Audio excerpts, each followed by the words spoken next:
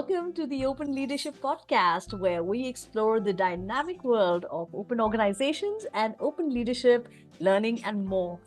I'm your host, Shabnur Shah, and today I'm so glad to welcome an incredible guest who I've had the opportunity to work with at Red Hat and someone I really admire immensely. From the picturesque Czech Republic and now residing in the vibrant city of Dubai in United Arab Emirates, she is none other than the recipient of the prestigious 2024 Red Hat President's Club Award, Jana Gutierrez Kardum. Jana is a true visionary, serving as the global learning experience leader at Red Hat, where she continues to make waves in the realm of technology, enablement, and leadership. Academically, Jana has a degree in law and economics as well. With her expertise in strategic and data driven human resources, Jana leads initiatives in sales enablement and change management, driving organizational transformation and growth.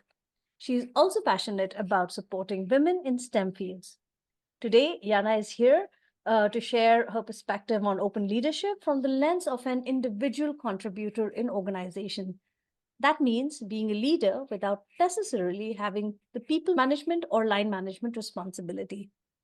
Jana, it is such a great pleasure to have you on our podcast today. Welcome.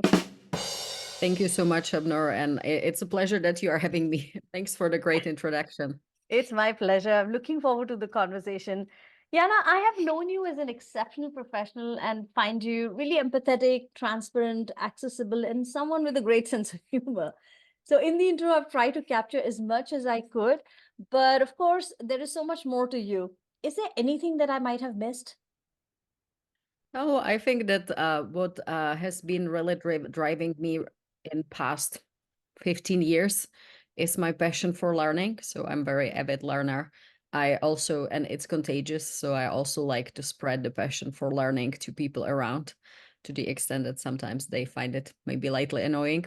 So that's and that's what I do in my free time. So I'm trying to do like a lot of different stuff and take them as a learning opportunity. So maybe that. Brilliant.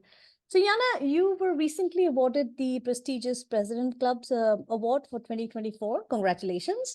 Um, could you briefly share the background story about the rightly and deservedly qualifying you for this award? Yes, so the President's Club in Red Hat is something that is typically awarded to sellers for overachieving their quota. So, so essentially for the majority of the winners, it's about exceeding the expectations in terms of the number that they bring home. Mhm. But every year they award like a couple of these awards also to people from functions such as mine that are supporting sales, like operations or sales enablement in my case.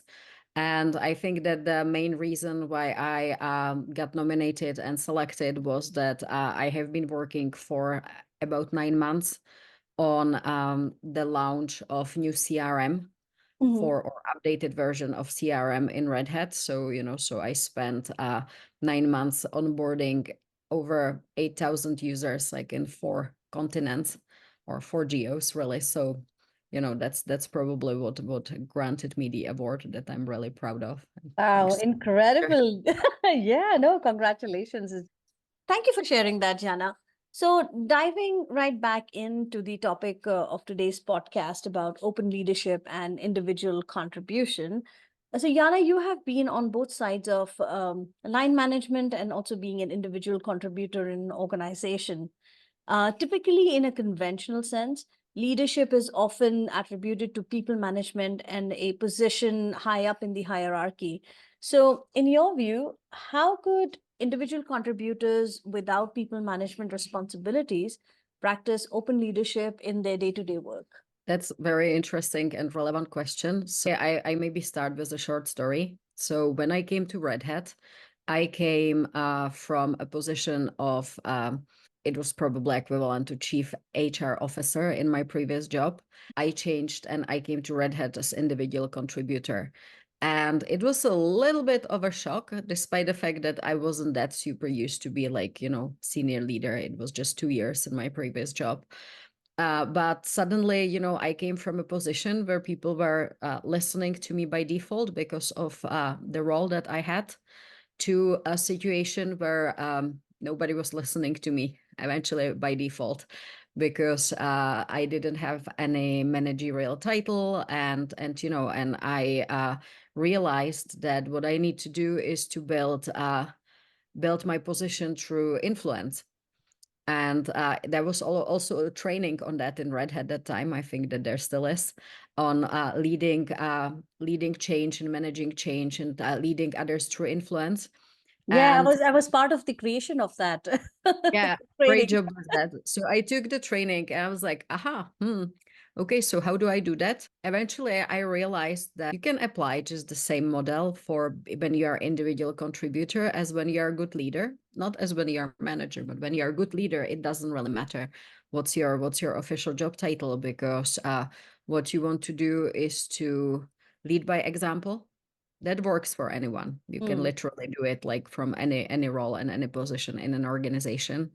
Uh, be inclusive and transparent so that you can get people on board, and they have, they understand what you are trying to achieve, and they can eventually align and support you, and in mm, achieving that, so you can gain people who in that particular project or activity that you are trying to lead just going to be the followers, because they align with your purpose, and you are being transparent so that they understand what you are trying to achieve.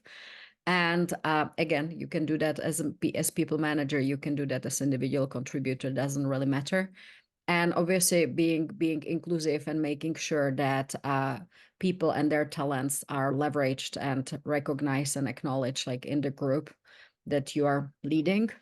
Again, you don't need to be people manager to be able to do that. It was a journey. I was manager in Red Hat as well, like at one point of time. Now I'm again individual contributor, but I became pretty fluid between the two roles. mm. So I don't think that, when you're a people manager, you have like the salary cycle and like formal reviews when working with people, but otherwise, the leadership, Mm. I think it's just the same.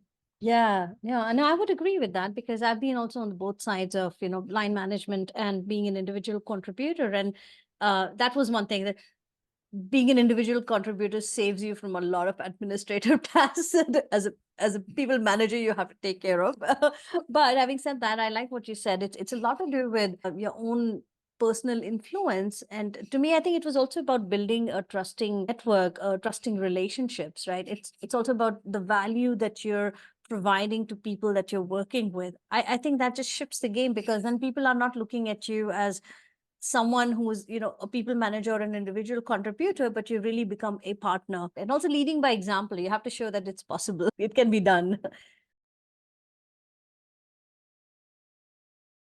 Your experience, Yana, what are some of the challenges an individual contributor might encounter, both at a personal and a professional level, when choosing to embrace and act as an open leader? When you are acting as open leader and you are trying to act as a leader, for instance, on a particular project or in a particular initiative, and you are individual contributor, I think it's relatively important to set level with your manager so that they understand what is it that you are trying to do, because depending on the personality of your manager, you may end up in some confusion around you trying to be leader and making a change and going for a purpose, and you trying to take your manager's job. You don't want that to happen. And I mean, if you have good people manager, if your manager is a good people manager and good leader, they're going to be only happy for you to actually take initiative and progress your leadership skills on the job. If they are not the best people manager, then you may be just going to be a little bit careful when leading Hmm. a change or an activity, and just putting your open leadership skills as into test.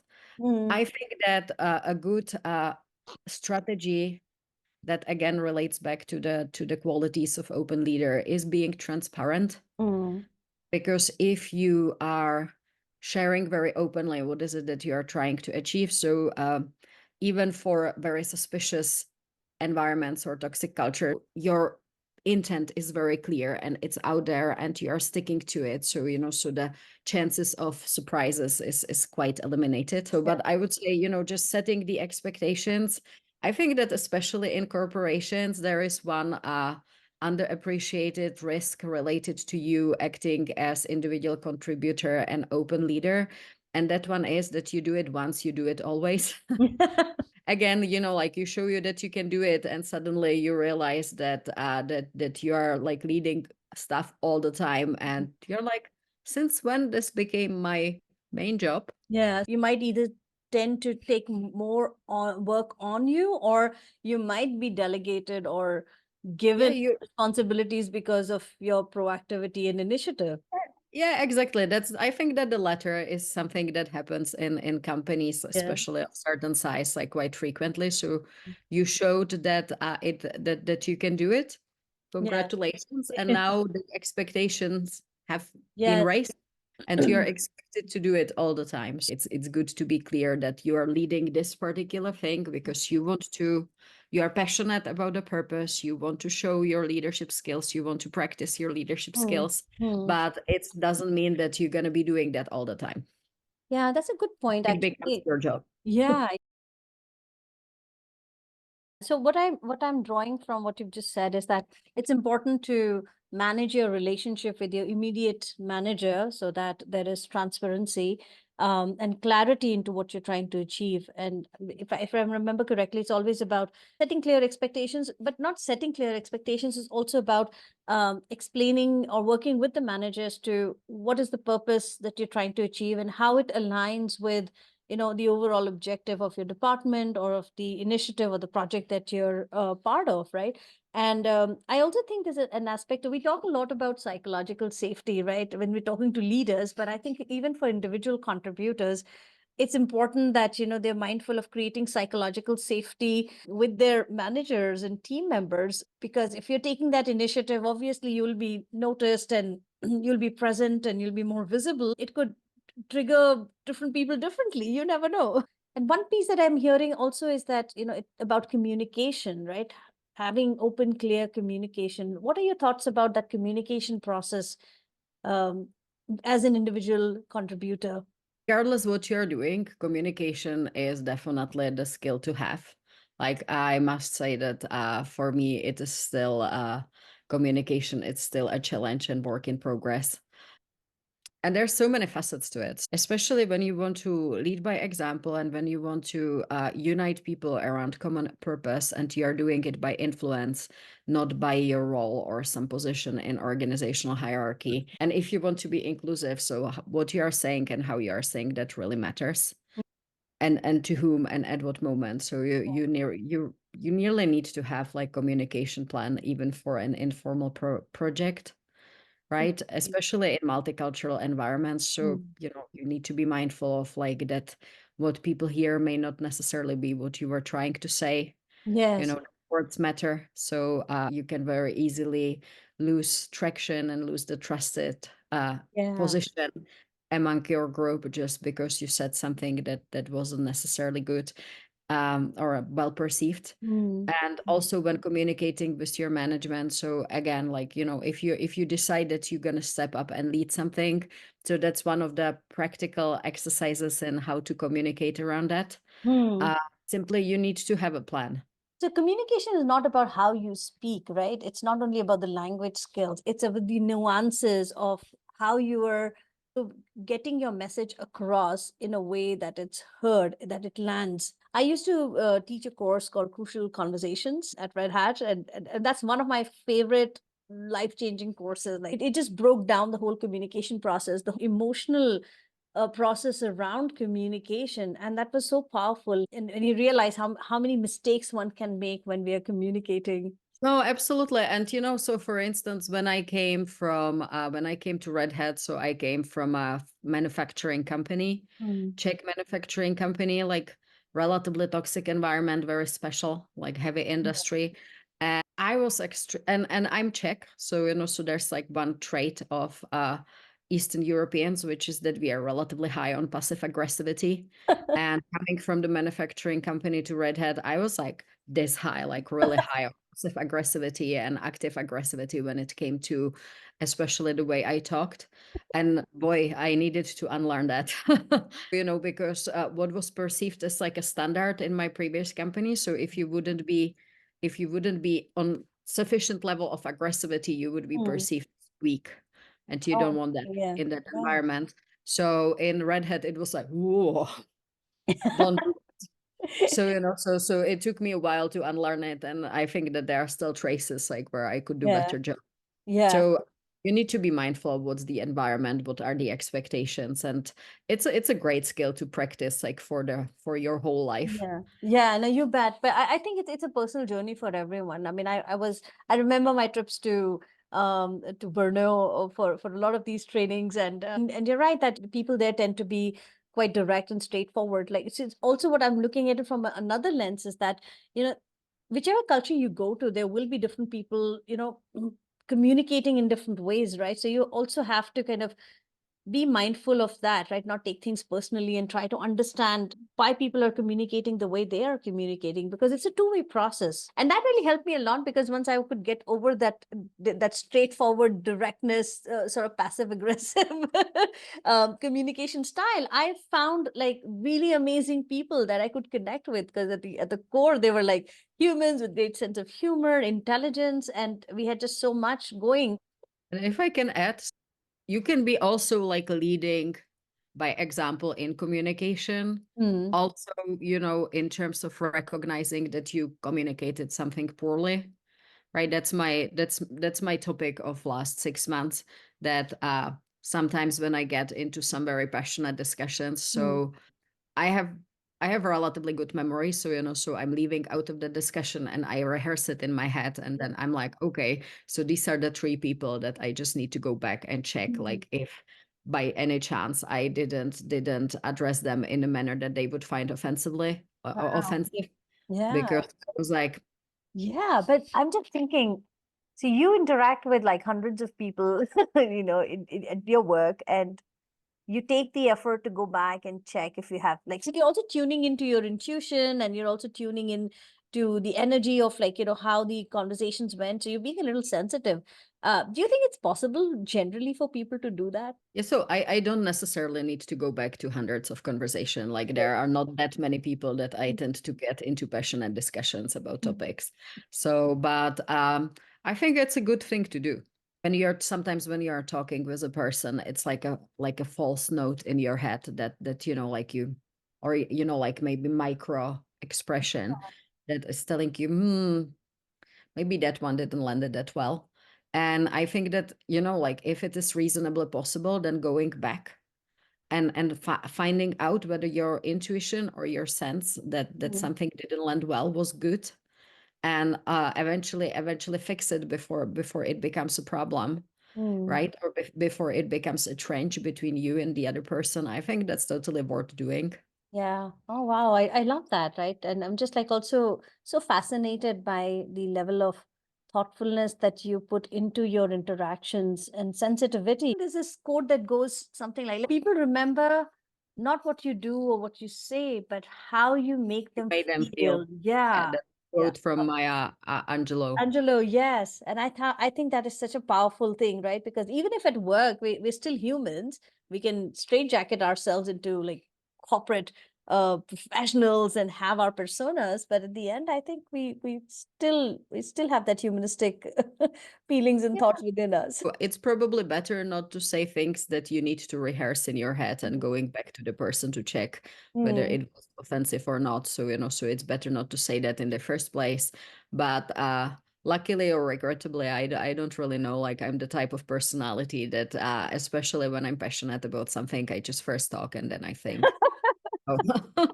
So at least I'm trying, so since this is very unlikely that it's going to change anytime soon, so at least I'm trying to dedicate more time to the thinking part That's amazing. We love you for afterward. that, Jana. You know that, right? Okay, just to make it a little easier for our listeners, and I'll give you a situation, and maybe you can coach us through that process of being, open leader as individual contributor, right? So let's say I'm a project manager working with cross-functional teams in a relatively conventional top-down organization. So, in your view, how can I, as an individual contributor, leverage my unique strengths and perspectives to start my open leadership journey, while, if at all, also driving innovation and collaboration within my team or department?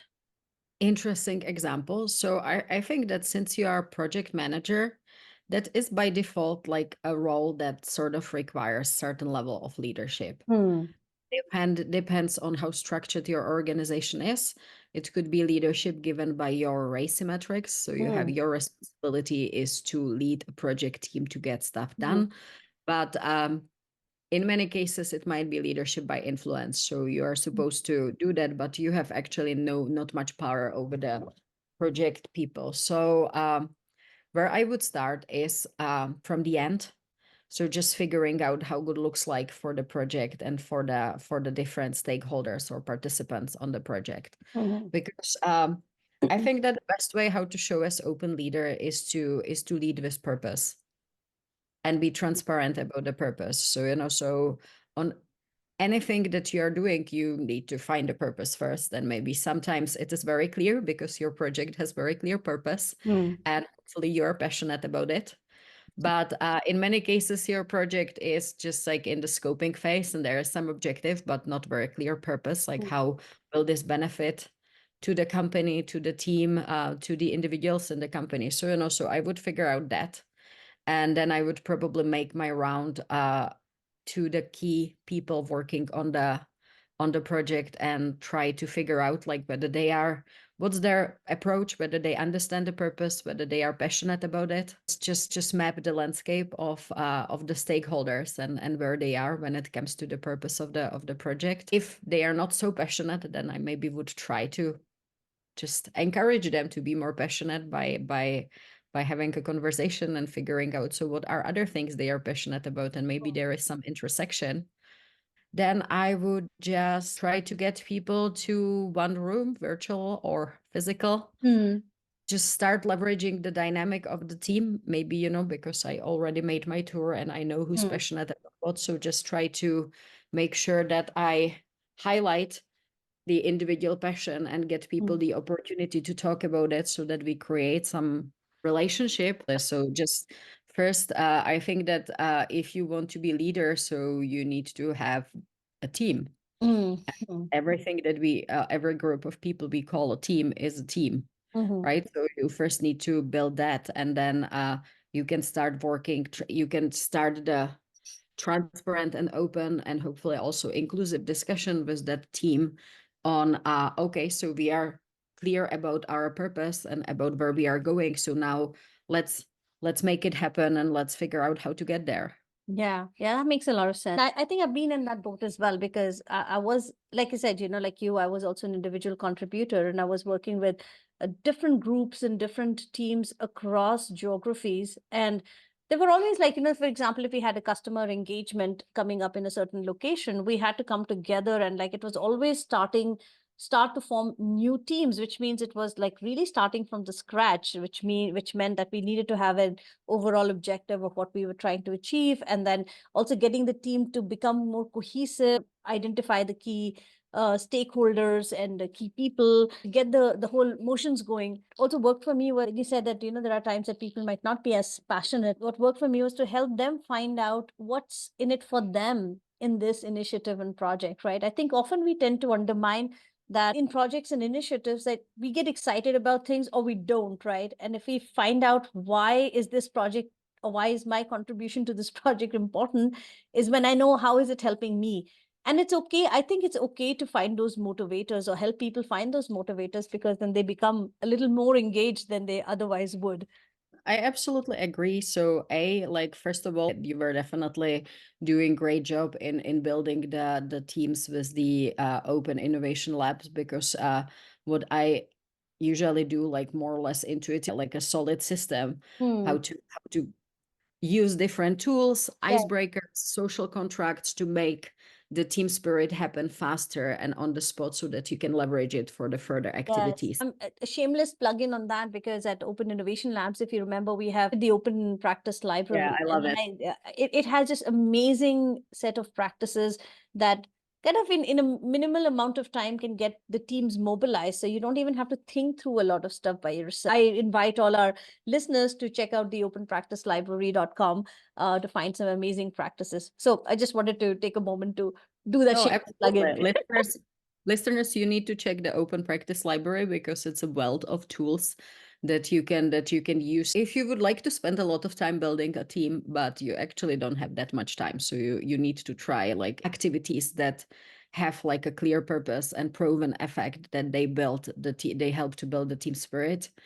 One more thing that I wanted to mention, my favorite place like that I'm trying to find whenever I'm working with a group of people on something is to find a win-win-win place, like where ideally the interest of the company, your personal interest, and the purpose or whatever you're working on matches. So that you all win. So it's not a zero-sum game. Someone must lose.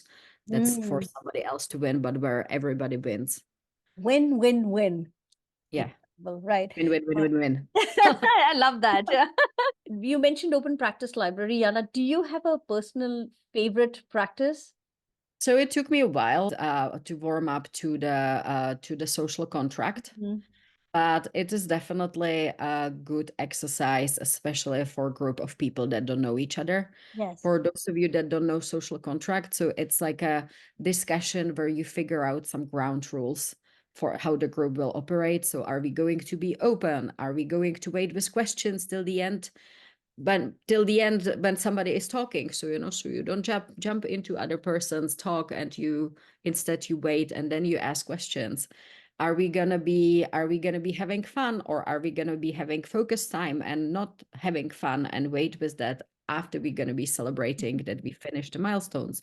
Mm. So all these things, you can ask the team to come up with their ideas of how the group should work, and then you vote typically Yeah. for those so that you select those practices that everybody aligns around, and then you countersign it. And then important part is that then you have the social contract really visible, like whenever you are working, and everybody is responsible to call out anybody who's breaching the social contract during the meetings or during the work. It took me a while because I was like, meh, like why do we need that? But if you have like a group of people that are from different backgrounds, don't know each other, so so this is like a very good starter. So it triggers Mm. the right conversation in the beginning. You can refer back to it during the course of the work. So I like that one. I also like all the like icebreakers and Yeah. activities where you need to put little dots in a jar, or like just do whatever creative, because I Yeah. think especially if you are having long sessions with teams, Mm. uh icebreakers are a must. It's not like a nice to have, it's a must, so Oh, that yeah. people's mind gets suddenly. It's like when you're exercising and you do interval training, so you do something like really intensely, but then you need a little bit of break or gap so that your body relaxes. So icebreakers do the same thing for mind. I And there's love that. a lot of No, I love social contract. Like, of course, you can use it for shorter interactions or workshops as well, but we can also use it for long-lived teams, and that's how we were using it at Open Innovation Labs. That we had the social contract, which we had the expectations, norm, the rules of how are we going to engage and work as a team, and often what we found that when there was a conflict, or if there was an issue or a concern, we could always go back to the social contract and say, are we truly honoring the social contract, right? It really served as a tool for us to hold those conversations. For example, in one case we had that there will be an open exchange of feedback, and there were times that over a period of time we found that maybe the feedback was not happening as we had intended. Gave us the psychological safety to call out that we have something on the social contract which is not happening. And that was really powerful, right? I would say that's advanced benefits of having a social contract in long-lived teams.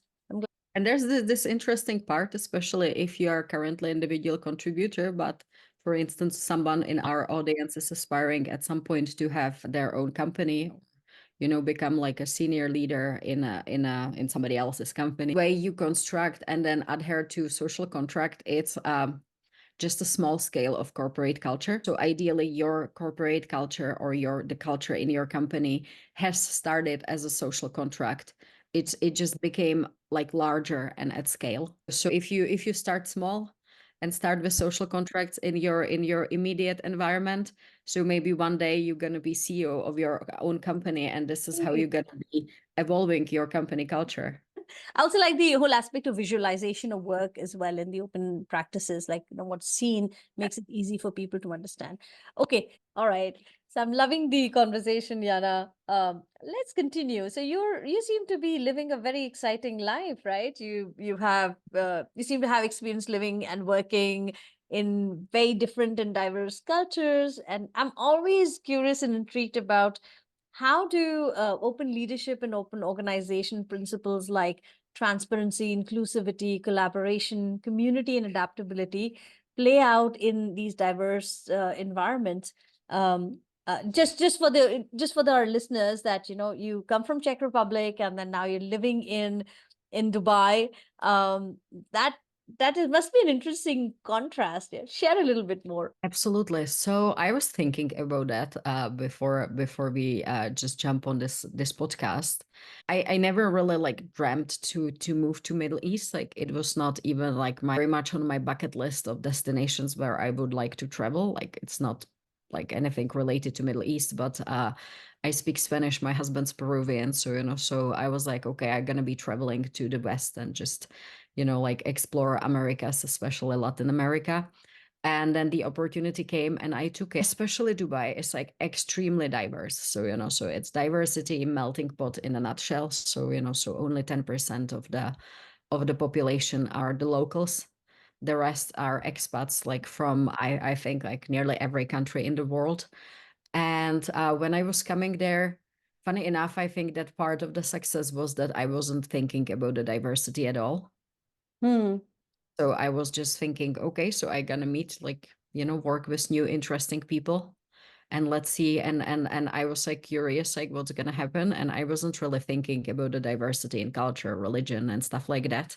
I'm still thinking whether this is like a virtue or it was just my own ignorance, but it actually worked because I wasn't really focused on what makes us different. I Hmm. was focused on what's interesting and what we have like in common and what are like common passions and interests. I think maybe that's like a good approach, like especially for those that maybe struggle with the diversity type of Hmm. concept. Hmm. Diversity as a topic, it's not, like I come from a country that's pretty homogeneous. It's not much of a concept that you are taught at school or you really think much. Right. So I think that maybe focusing on what we have in common and be Hmm. curious about all the aspects that we don't have in common is a good start for an open leader, because then your curiosity and your like empathy in terms of finding stuff that are in common can bring you to the adaptability and being able to actually act as a leader in very different groups. Yeah, yeah, no, that makes a lot of sense to me. You seem to be someone who's fairly agile and adaptable, right? I'm trying to think from a point of view of someone who might not be as agile and adaptable, and suddenly they're encountered with this, maybe people living in that particular region, right? Because they are used to a certain way of being, right? And so when bring in aspects of open organization and open leadership and these principles, in your experience, have you found it, do people behave differently, or do the principles have an impact which is different from what you might have experienced it in Europe, Czech Republic in particular? No, I mean culture matters, right? So, and one should be mindful of the context where people are coming from. I'm not sure if we still have, but we used to have like a really good tool in Red Hat called Globe Smart. Mm-hmm. And Mm-hmm. it's you can use it to compare your own characteristics, like Yeah. if you're egalitarian or hierarchical, if you're dependent or interdependent, or independent or interdependent. So you can compare your characteristics with average characteristics from people from different countries, just to have some basic starting point, like Mm. what's most likely going to happen. It's important to get yourself educated on how people work, what would work for them and what wouldn't, because I think that open leadership could work everywhere where people are willing to accept it, right? Which is more like a personal choice rather than cultural choice. Mm. But in certain cultures, you need to work on it maybe from a different angle. I think that Middle East is very community driven. Hmm.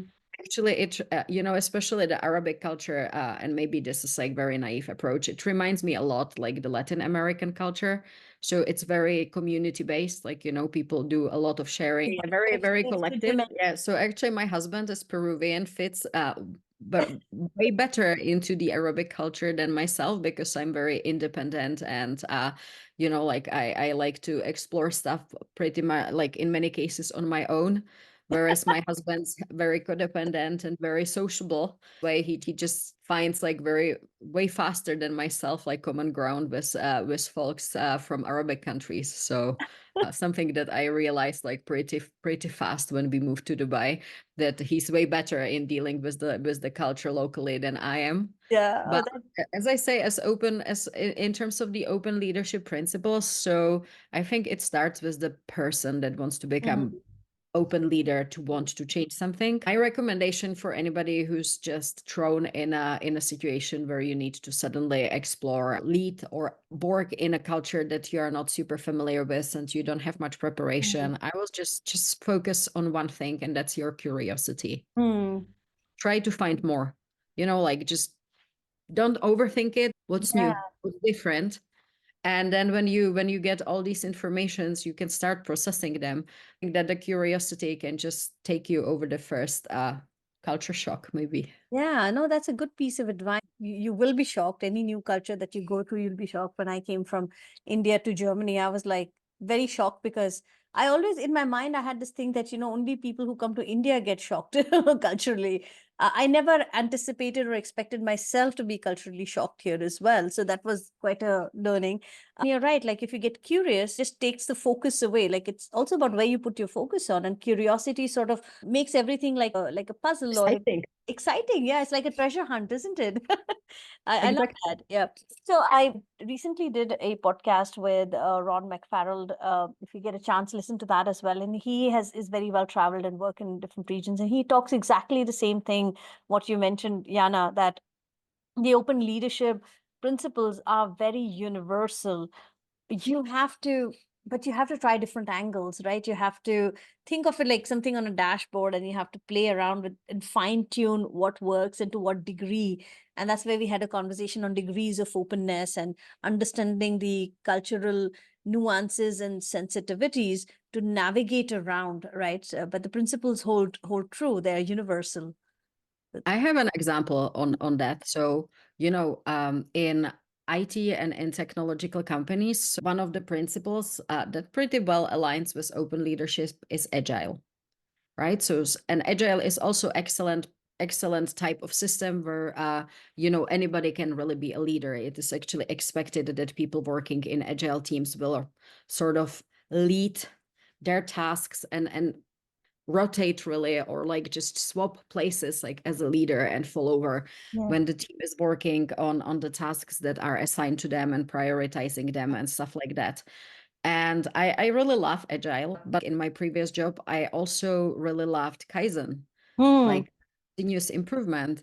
And when I moved from manufacturing, where we were trying to implement Kaizen, and I moved to Red Hat, I got familiar with Agile. So I was telling to the software engineers in Brno that it's just the same thing. Yes.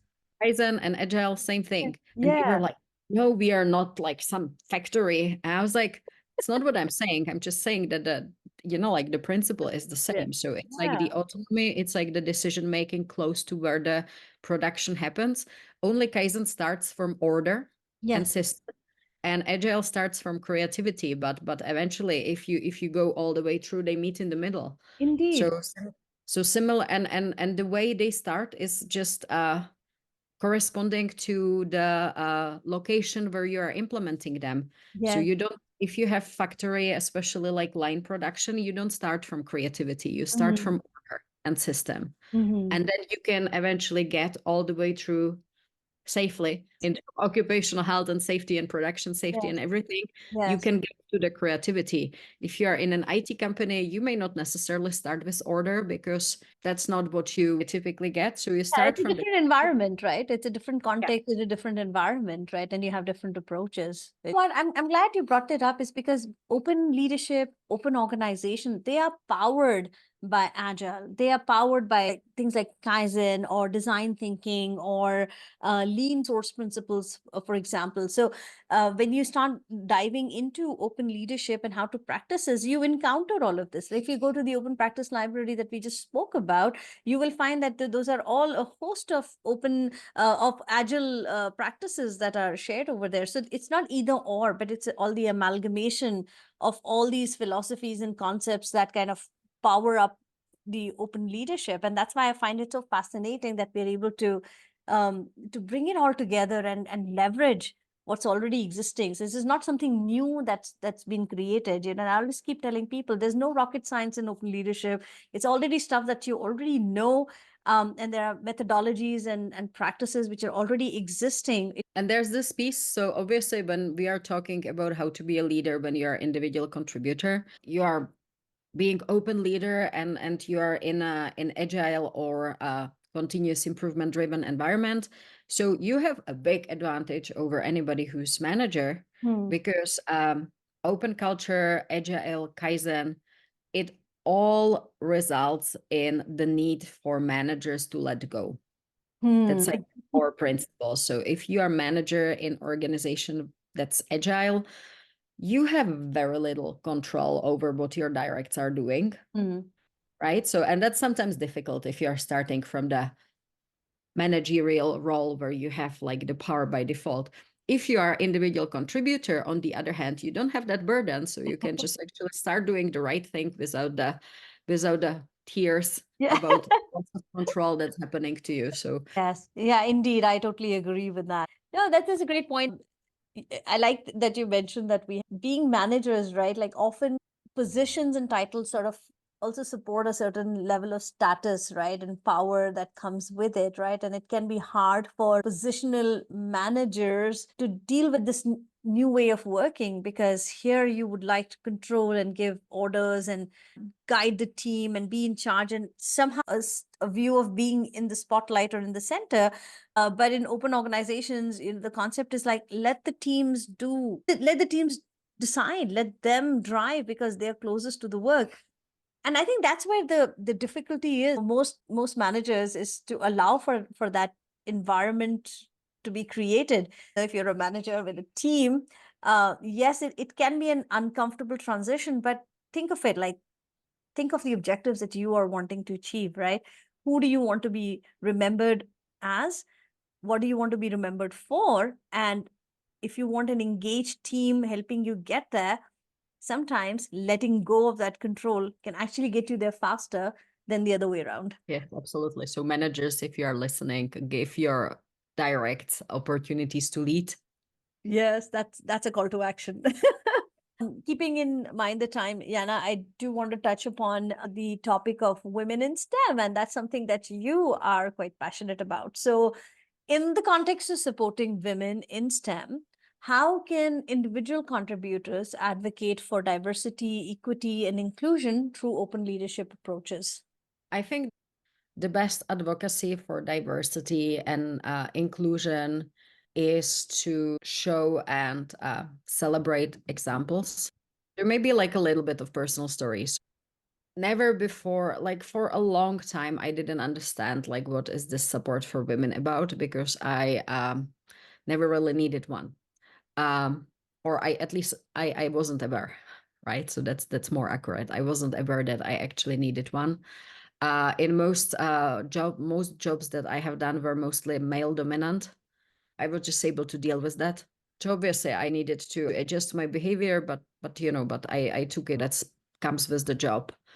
And you know, so I never really paid too much attention to diversity and inclusion before I joined Red Hat. And even when I joined Red Hat, so you know, the first year or two, it was sort of like half-hearted kind of attention given by the fact that I was working in HR, so it comes with the job.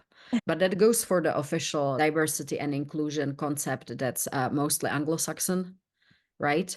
Hmm. What I always actually paid attention to is how to leverage diversity to get better results. That's something that I have always considered so natural that one day I was super shocked when I realized that other people don't. So, for instance, ever since like my high school, I have been always looking for people that are different than me to work on a project together. Mm, Uncomfortable as it comes at the beginning, mm, definitely generates better results mm. because you are able like to have like two very different forces and very different sets of skills and opinions meeting to create something together. Yes. So so which just doesn't happen if you are with like-minded people. So so Yes. I have been always leveraging this at work, Mm, and then at some point like these two things connected. I was like, okay, that's what they are talking about. So the value of not just making sure that we are breaking through like homogeneous groups and getting more people that have different experiences and different opinions for better results. And I think that if you're individual contributor and you are trying to be open leader, so you can start by just doing that. So yeah. recruit for whatever team you have, like people that are different from the people that you currently have in the team, and leverage them. And that's the important piece. Just empower them so that you have the different forces that are kind of impacting the result. And you will see that the result will be measurably better in most Yeah. cases Yeah. than what you would get if you had that original, maybe like-minded team that you had. Yes. Just stir the water, and you will see that you get better results. And then Yes. celebrate the success and attribute it to the diversity that made it happen. Yes. Yeah. It sounds quite straightforward. Like as a coach, when I work with teams and leaders, we discovered jointly was that while, this proposition sounds easy, right? When you speak it seems so simple and straightforward. However, when we were working with real teams with, diverse components or diverse aspects and people coming in with the ideas, it could just be even the diversity of ideas, right? A thought process that it can be hard because again, going back to the human emotional aspect of it, that we have a certain way or a worldview of thinking, looking at things, and when that is sort of interrupted, we can respond very differently. Just be surprised. Sometimes we can get angry, sometimes we are frustrated, sometimes we just plain don't acknowledge things, and that's why again, I just love the work that we do because it led us to really start uncovering the aspects of unconscious biases and having a discussion around it, because now we have so much so much research that has taken place into those domains, and we have data that we could work with, and no matter how hard it is, but when you see findings and when you see how they apply to us or in teams, it can be so eye opening. But with that also comes the possibility for bringing about change that is needed within us, within our organizations, within the worldview. Because, like I said, like I totally agree with you when you say that, at the end, you get a lot more with diverse teams coming together and working together. But it's a hard process. It's not as easy as it sounds, and there's work to be Absolutely. done. Hmm. And that brings us to the women in tech. Yes. In order to get this beautiful blend of diverse perspective and make something out of that and generate value out of that. So you need to have the sender and the receiver, like you need to have the willingness to actually welcome and embrace the diversity and invite them to the table and just make something happen. And if you don't have much willingness or recognition of what diversity brings to the table on one side, then obviously the other side needs to push harder, Mm. right? But there's a limit to like what makes sense to push harder and where you simply need help. And I've noted that was my revelation at some point, like about the women in tech. So, so when I was in my previous job sitting at a table, like there was like, like 30 guys looking at me like weird animal, right? So so it took me a lot of energy to Mm. just get through that because the willingness was on my side. Like I was pretty solid what I bring to the table, but they were not, Mm. right? So I needed to invest like a lot just to be heard, just become team member and be valuable and stuff like that. So it was like a lot of effort on my end, and energy is not limitless. So that's where you need like initiatives that are helping to certain groups of people that might be like frequently overheard or like ignored or like consciously blocked by Mm. the majority to actually get the chance to show what they can bring to the table. And you're right. Like some of us like, in those environments will push through and take the time and effort that goes in to build that trust and become included, but the amount of energy and effort that it takes, I know personally, I've been into those environments. It's a lot of work, heavy lifting that needs to be done. And some people can do it, but there are a lot of who can't. It's just because it's too much. That's why we need systems and we need environments and we need organizational cultures that facilitates and makes it easy for diverse groups, individuals, women, for example, in tech, to become easily included. And I totally relate to that. In fact, there are a lot of efforts that organizations talk about, DEI effort, but I was involved in a particular project itself, and we started trying to convert the philosophy into practice. We encountered a lot of challenges. It was in terms of gender representation, and we were looking at how could we create that holistic environment to have women participate more actively, feel psychologically safe. There's a lot of discrimination that it's hanging there, but it's not looked at. There's not enough to get it reported, but there's enough to get the professionals worked out, especially women professionals get stressed out about it. And we just found that we need more data, we need more feedback, there needs to be more engagement, right? There has to be traction from leaders, there has to be a lot of learning, right? The mindsets and beliefs that you're still working with needs a shift. It's a lot of work, and it might seem like a heavy lifting, but I feel that if organizations can devote like true time, not talking about DEI, but really working at the grassroots level, they will see a lot of shifts, right? They're like in smart, intelligent women, and people from different diverse backgrounds who bring so much value, and we're not leveraging their potential, to the point we should. Anyways, I'm so passionate about this. I can talk on, but this is about you. You know, we have so sometimes, like people are pointing out, yeah, but there's no discrimination because there's nothing that you would like report to HR. We have in Czech saying that's called 10,000 times killed the donkey. So it's like 10,000 little things Yes. kill the big Yes. animal, need one big blow. It's Yes. Czech little things that accumulate over time. Yeah, Totally. but I would say that again, like back to individual contributor, if you just like leading by example and curiosity, step out from your normal comfort zone, have a look around, like find a person that you haven't talked with yet or too much, because they are different. A good start is that's person that you wouldn't know what to talk about because it doesn't seem that you have anything in common. And have the conversation, like, could be completely blunt and not leading anywhere, but more frequently than not, it could be super cool. All this virtual coffee so that you apply and you get in a frequency that you decide, just teamed with someone to have a coffee chat, like half an hour. Yes. I have so many people that I would never talk with or talk to, and Likewise. that Yeah. are extremely different. And for most of them, like 30 minutes, it was all of chat. Yes. When we just happened to be on the same call and we were supposed to talk, were just, just enough for me to be like, wow. I'm like, how come that I didn't speak with this person before? And Yeah. it is coupling you with people like across geos and across like Yes. different organization. It's fantastic. So last time I was put into pair with a colleague right from the Yes. US team operations.